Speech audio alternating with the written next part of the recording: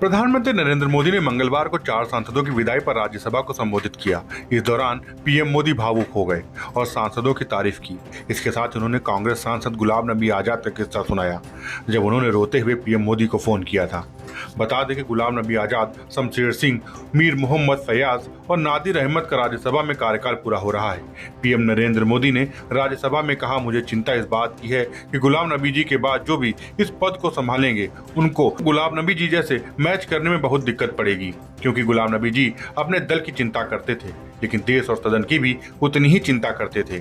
PM Modi ने गुलाम नबी आजाद की तारीफ करते हुए कहा, मैं अपने अनुभवों और स्थितियों के आधार पर गुलाम नबी जी का सम्मान करता हूं। मुझे यकीन है कि उनकी दया, शांति और राष्ट्र के लिए काम करने का उनका अभियान हमेशा चलता रहेगा। वह हमेशा जो कुछ भी करते हैं उनके मूल्यों में वह जुड़ता जाता है। पीएम मोदी ने अपने संबोधन के दौरान एक पुराना किस्सा सुनाया और कहा, गुलाम नबी जी जब मुख्यमंत्री थे तो मैं भी एक राज्य का मुख्यमंत्री था। हमारी बहुत गहरी निकटता रही। एक बार गुजरात के कुछ यात्रियों पर आतंकवादियों ने हमला कर दिया। 8 लोग उसमें मारे गए। सबसे पहले गुलाम नबी जी का मुझे फोन आया और उनके आंसू नहीं रुक रहे थे।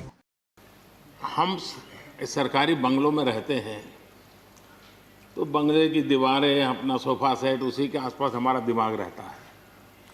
लेकिन गुलाम नबी जी ने उस बंगले में जो बगीचा बनाया है, यानी एक प्रकार से कश्मीर की घाटी की याद दिला दे, ऐसा बगीचा बनाया है। और इसका उनको गर्व भी है। वो समय देते हैं, नई नई चीज़ें जोड़ते हैं, और हर बार जब कंपटीशन होती है तो उनका बंगला नंबर 1 ले आता है।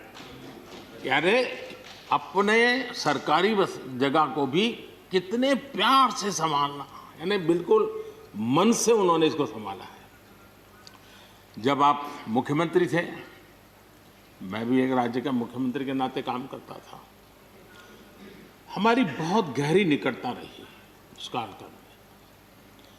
शायद ही कोई ऐसी घटना मिल सकती है कि जबकि हम दोनों के बीच में कोई संपर्क सेतु न रहा हो। एक बार गुजरात के यात्री, क्योंकि जम्मू कश्मीर में जाने वाले टूरिस्ट में गुजरात बहुत बड़ा नंबर रहता है, और टेररिस्टों ने पर हमला कर दिया। करीब 8 लोग शायद मारे गए। सबसे पहले गुलाम नबी जी का मुझे फोन आया।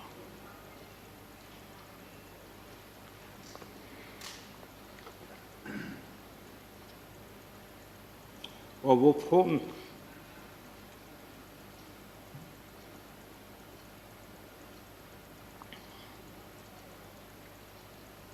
सिर्फ सूचना देने का नहीं था,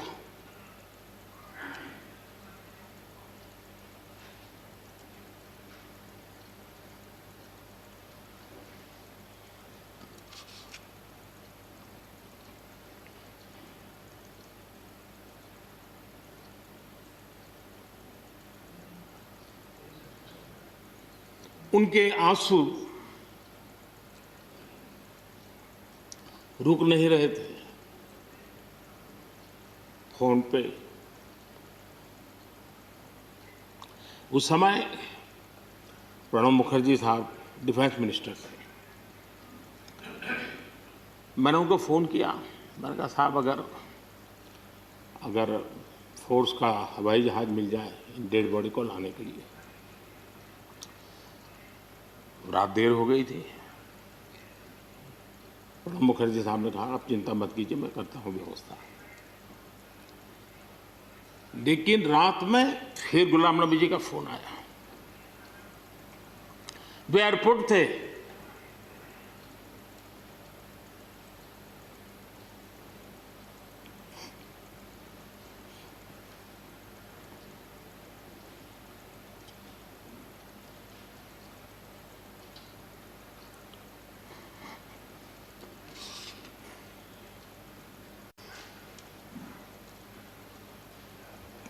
एयरपोर्ट से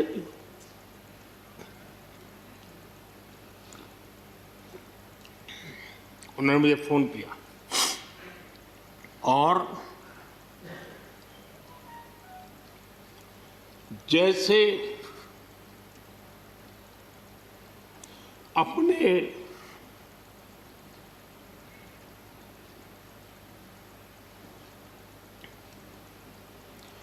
परिवार के सदस्य की चिंता करें,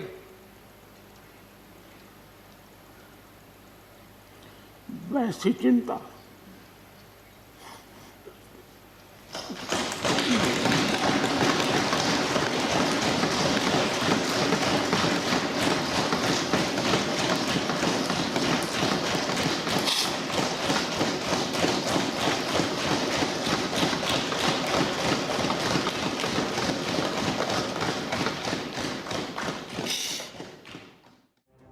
ब्यूरो रिपोर्ट, दस्तक टाइम्स।